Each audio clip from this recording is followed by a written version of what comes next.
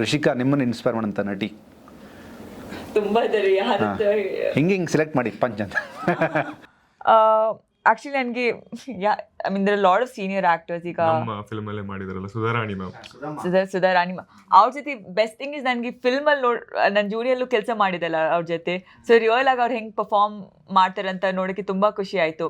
ನಾನು actually generally ನಾನು settle ಬರಬೇಕಾದ್ರೆ ನಾನು ಎಲ್ಲ ಆ್ಯಕ್ಟರ್ಸದು ಅವರು ನನಗೆ ಪರ್ಫಾರ್ಮೆನ್ಸ್ ಮುಂಚೆ ಏನು ಮಾಡ್ತಾರೆ ಅದೆಲ್ಲ ನಾನು ತುಂಬ ಅಬ್ಸರ್ವ್ ಮಾಡ್ತಾ ಇರ್ತೀನಿ. ಸೊ ನನಗೆ ಎಲ್ಲ ರೀತಿಯಲ್ಲೂ ಕಲಿಯೋದು ಸಿಗುತ್ತೆ. ಈಗ ಸ್ಟಾರ್ಸ್ ಎಲ್ಲ ತೊಗೊಂಡ್ರೆ ನಾವು ಬರೀ ಅವ್ರದ್ದು ಫೈನಲ್ ಔಟ್ಪುಟ್ ನೋಡ್ತೀವಿ, ಯಾವುದು ಫಿಲ್ಮಲ್ಲಿ ಹೆಂಗೆ ಪರ್ಫಾರ್ಮ್ ಮಾಡಿದ್ದಾರೆ ಅಂತ. ಸೊ ಗೊತ್ತಾಗಲ್ಲ ಅವರು ಹೆಂಗೆ ಆ ಸ್ಟೇಟಿಗೆ ಹೆಂಗೆ ಬಂದಿರೋದು, ಬ್ಯಾಕ್ ವರ್ಕ್ ಏನು ಮಾಡಿದ್ದಾರೆ ಅಂತ. ಬಟ್ ನಾನು ಮಾಡ್ತಿರೋ ಆ್ಯಕ್ಟರ್ಸ್ ಜೊತೆ ಕೆಲಸ ಮಾಡಿದಾಗ ನನಗೆ ಅದು ಒಂದು ಆಪರ್ಚುನಿಟಿ ಸಿಗುತ್ತೆ. ಅವರು ಮುಂಚೆ ಏನು ವರ್ಕ್ ಮಾಡ್ಕೊಂಡು ಬಂದಿದ್ದಾರೆ. ನನಗೆ ಪೃಥ್ವಿ ಅಂಬಟ್ ಅವ್ರು ತುಂಬ ಇಸ್ ಅ ಗ್ರೇಟ್ ಆ್ಯಕ್ಟರ್ಸ್. ಅವ್ರನ್ನ ಅಬ್ಸರ್ವ್ ಮಾಡೋದು ನನಗೆ ತುಂಬ ಖುಷಿ ಆಗ್ತದೆ. ಅವ್ರು ಹೆಂಗೆ ಐ ಮೀನ್ ನನಗೆ ಜೂನಿ ಒಂದು ಸ್ಕೂಲ್ ಆಗಿತ್ತು. It was my acting school. ಇವರು ಮೋಸ್ಟ್ಲಿ ಪುಟ್ಟಣ್ಣ ಅವರೇ ಇರ್ತಾರೆ ಇವರಿಗೆ ರಂಗನಾಯಕಿ ಅಂತ ಯಾವಾಗ ಅಂದ್ರು. ಇಲ್ಲ, ಹೌದು, ನನಗೆ ಇನ್ಸ್ಪಿರೇಷನ್ ಕನ್ನಡದಲ್ಲಿ ಖಂಡಿತ ಪುಟ್ಟಣ್ಣ ಕಣ್ಗರ. ಆಮೇಲೆ ರೀಸೆಂಟ್ ಟೈಮ್ಸ್ ಅಲ್ಲಿ ನನಗೆ ಹೇಮಂತ್ ರಾವ್ ಅವ್ರು ತುಂಬಾ ಇಷ್ಟ. ಆಮೇಲೆ ವರ್ಲ್ಡ್ ಸಿನಿಮಾ ಅಂತ ಬಂದಾಗ ಕ್ರಿಸ್ಟೋಫರ್ ನೋಲನ್ ತುಂಬಾ ಓಕೆ. ಸೊ ಈ ಡೈರೆಕ್ಟರ್ಸ್, ಆಮೇಲೆ ರಾಜ್ಕುಮಾರ್ ಹಿರಾನಿ ಸರ್. ನನಗೆ ರಾಜ್ಕುಮಾರ್ ಹಿರಾನಿ ಸರ್ ಅವರು ಮೇಜರ್ ಏನಕ್ಕೆ ಇಷ್ಟ ಆಗ್ತಾರೆ ಅಂದರೆ ಎಷ್ಟು ಕಾಂಪ್ಲೆಕ್ಸ್ ಸಬ್ಜೆಕ್ಟ್ಸ್, ಆಮೇಲೆ ತುಂಬ ಕಷ್ಟವಾದ ಸಬ್ಜೆಕ್ಟನ್ನ ಎಷ್ಟು ಎಂಟರ್ಟೈನಿಂಗ್ ಆಗಿ ಹೇಳ್ತಾರೆ. ಅಂದರೆ ಇವಾಗ ಒಂದು PK-ನಲ್ಲಿ ಅವರು ರಿಲಿಜನ್ ಬಗ್ಗೆ ಎಲ್ಲ ಏನು ಇದು ಮಾಡಿದ್ದಾರೆ ಅದನ್ನ ಎಷ್ಟು ಎಂಟರ್ಟೈನಿಂಗ್ ಆಗಿ ಹೇಳಿದಾರಲ್ಲ. PK ಅನ್ನೋದು ಬರೀ ಸಿನಿಮಾ ಅಲ್ಲ, ಅದೊಂದು ಎಪಿಕ್ ಆ್ಯಕ್ಚುಲಿ. ಗ್ರೇಟ್ ಎಪಿಕ್ ಅದು. ಸೊ ಅದನ್ನ ಮಾಡೋದು ಅದು ಆ್ಯಕ್ಚುಲಿ ತುಂಬ ಕಷ್ಟ. ಒಂದು ಒಳ್ಳೆ ಮೆಸೇಜು ಅಥವಾ ಒಂದು ಒಳ್ಳೆ ಸೋಷಿಯಲ್ ಇಶ್ಯೂನ ಅಷ್ಟು ಕಾಮಿಡಿ ಇಟ್ಕೊಂಡು ಎಂಟರ್ಟೈನಿಂಗ್ ಆಗಿ ಹೇಳೋದು ಇಷ್ಟ. ಸೊ ಅವರು ಇಷ್ಟ ಆಗ್ತಾರೆ. ನಿಜ. ನನಗೆ ರೀಸೆಂಟಾಗಿ ಅಂದರೆ ತುಂಬ ಕಡೆ ಈ ಮಾತು ಹೇಳಿದ್ದೀನಿ ನಾನು. ಅಜನೀಶ್ ಲೋಕನಾಥ್ ಅವ್ರನ್ನ ಒಂದ್ಸಲಿ ಮಾತಾಡೋಕೆ ಹೋದಾಗ ಅವರು ನಿಮ್ಮ ಸಿನಿಮಾ ಬಗ್ಗೆ, ಹಾಸ್ಟೆಲ್ ಹುಡುಗರ ಬಗ್ಗೆ ಮಾತಾಡ್ತಾಯಿದ್ರು. ಅಂದರೆ ಅಗೇನಿಲ್ಲ, ಅಪ್ಪಣ್ಣ ಬಂದು ಕೂತ್ಕೋತಾರೆ ಒಂದು ಪಾಯಿಂಟಲ್ಲಿ. ಹಾಸ್ಟೆಲ್ ಹುಡುಗರು ಸಿನಿಮಾದ ಒಂದು ಯಾವುದೋ ಇವೆಂಟೋ ಮುಹೂರ್ತಕ್ಕೋ ಗೊತ್ತಿಲ್ಲ ನನಗೆ, ಯಾರೋ ಒಬ್ಬ ಹಾಕಿದಂಥ ಕಮೆಂಟ್ ಅಂತೆ. ಹಾಂ, ಟೈಟ್ಲ್ ಲಾಂಚ್ ಅನಿಸುತ್ತೆ. ಅದು ಅವತ್ತೇನೋ ಮಳೆ ಬರ್ತಾಯಿತ್ತಂತೆ. ಅಪ್ಪಣ್ಣ ಮನೆಯಿಂದ ಹೊರಟ ನಂತರ ಒಂದು ದೇವಸ್ಥಾನಕ್ಕೆ, ಗಣೇಶನ ದೇವಸ್ಥಾನ ಹತ್ರ ಹೋಗಿ ಒಂದು ಪೂಜೆ ಮಾಡಿಸ್ತಾರಂತೆ, ಸಂಕಲ್ಪ ಮಾಡಿಸ್ತಾರಂತೆ. ಅದು ಹಾಸ್ಟೆಲ್ ಹುಡುಗರಿಗೆ ತಂಡಕ್ಕೆ ಒಳ್ಳೇದಾಗಲಿ ಅಂತ ಮಾಡಿಸ್ತಾರಂತೆ. ಇದು ಯಾರೋ ಒಬ್ಬ ಅರ್ಚಕರು ಕಮೆಂಟಲ್ಲಿ ಹಾಕ್ತಾರಂತೆ. ಅಂದರೆ ಸಂಬಂಧ ಇಲ್ಲ. ಅಂದರೆ ನನ್ನನ್ನು ನಂಬಿ ಒಂದು ಟೀಮ್ ನನ್ನನ್ನು ಏನೋ ಕರೀತಾ ಇದೆ ಅಂತಂದಾಗ ಆ ತಂಡಕ್ಕೆ ಒಳ್ಳೇದಾಗಬೇಕು ಅಂತ ಆ ತಂಡದ ಬಗ್ಗೆ ಪೂಜೆ ಮಾಡಿಸ್ತಾರಂತೆ. ಪ್ರಾರಂಭ ಅವರಿಂದನೇ ಆಗಿತ್ತು. ಆ ಫಸ್ಟ್ ಲಾಂಚ್ ಪ್ರೋಮೋ ಬಿಟ್ಟಿದ್ದ ನಮ್ಮ ನಿತಿನ್ ಸರ್ ಡೈರೆಕ್ಟ್ ಮಾಡಿದ್ದು.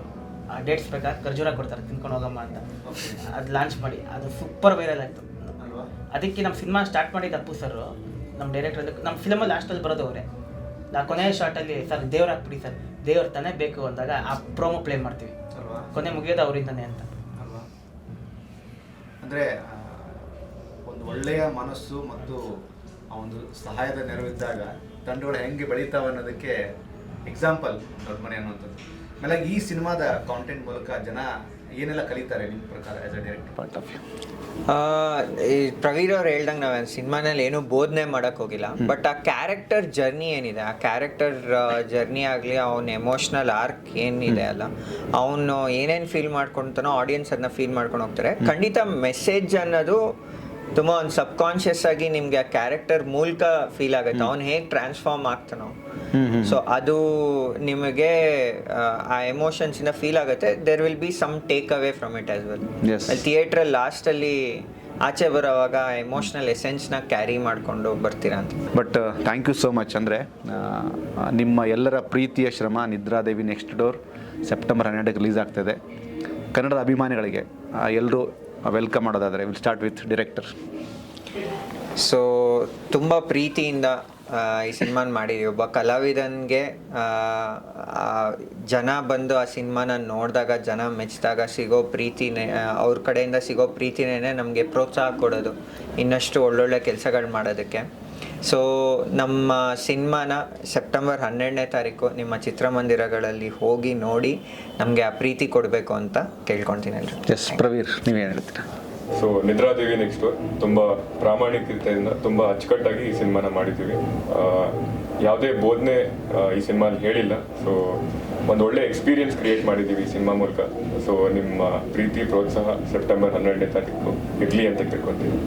ಎಸ್ ರಿಷಿಕಾ, ನೀವು ನನಗೆ ಯಾವ ಥರ ಸಿನಿಮಾ ನೋಡೋಕ್ಕೆ ಇಷ್ಟ ಆಗುತ್ತೆ, ಯಾವ ಥರ ಸಿನಿಮಾ ನಾನು ಎಕ್ಸ್ಪೆಕ್ಟ್ ಮಾಡ್ತೀನಿ ಬೇರೆ ಫಿಲ್ಮ್ ಮೇಕರ್ಸಿಂದ, ಆ ಥರ ಒಂದು ಫಿಲ್ಮ್ ಮಾಡಿದ್ದೀನಿ ಅಂತ ನನಗೆ ನಂಬಿಕೆ ಇದೆ. ಮತ್ತು ಎಲ್ಲ ಡಿಪಾರ್ಟ್ಮೆಂಟ್ಸ್ ಅವ್ರ ಜಾಬ್ ಒಂದು 100% ಕೊಟ್ಟಿದ್ದಾರೆ ಅಂತ ಅದು ಕೂಡ ನನಗೆ ಕಾನ್ಫಿಡೆನ್ಸ್ ಇದೆ.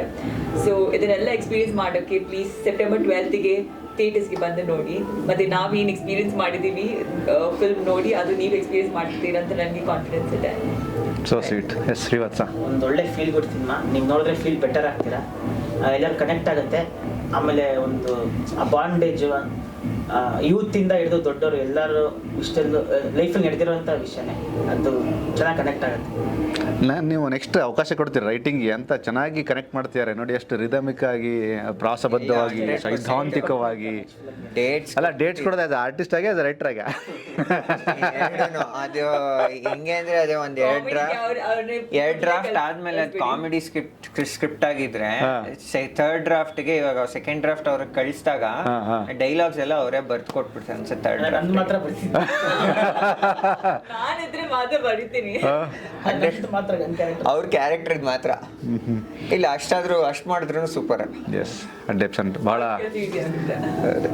ನಿಮ್ಮೆಲ್ಲರ ಒಳ್ಳೆಯ ಪ್ರಯತ್ನ ಅದು ದೊಡ್ಡ ಮಟ್ಟಕ್ಕೆ ಗೆಲುವಾಗಲಿ. ಶ್ರೀವತ್ಸ, ರಿಷಿಕಾ ನಾಯಕ್, ಪ್ರವೀಣ್ ಶೆಟ್ಟಿ ಮತ್ತು ನಮ್ಮ ನಿರ್ದೇಶಕರಿಗೆ ಸೆಪ್ಟೆಂಬರ್ 12 ನಿಮ್ಮೆಲ್ಲರ ಲೈಫಲ್ಲಿ ಒಂದು ಹೆಜ್ಜೆ ಮುಂದೆ ಹೋಗುವಂಥ ಅವಕಾಶವನ್ನು ಎಲ್ಲ ಅಭಿಮಾನಿಗಳು ಕೊಡಲಿ ಅಂತ ಕೇಳ್ಕೊತೀನಿ. ಥ್ಯಾಂಕ್ ಯು ಸೋ ಮಚ್ ಸುದ್ದಿ ಮನೆ ಕೊಟ್ಟ ಸಂದರ್ಶನಕ್ಕೆ. Thank you. ಇದಿಷ್ಟು ನಿದ್ರಾದೇವಿ ನೆಕ್ಸ್ಟ್ ಡೋರ್ ಚಿತ್ರತಂಡದ ಮಾತು. ಸಿನಿಮಾ ಸೆಪ್ಟೆಂಬರ್ 12ಕ್ಕೆ ರಾಜ್ಯಾದ್ಯಂತ ಬಿಡುಗಡೆ ಆಗ್ತಿದೆ. ಸಿನಿಮಾವನ್ನು ಎಲ್ಲರೂ ತಪ್ಪದೇ ಚಿತ್ರಮಂದಿರ ನೋಡಿ, ಯಾವುದೇ ಕಾರಣಕ್ಕೂ ಪೈರಸಿ ಕಾಪಿ ಬೇಡ. Thank you so much.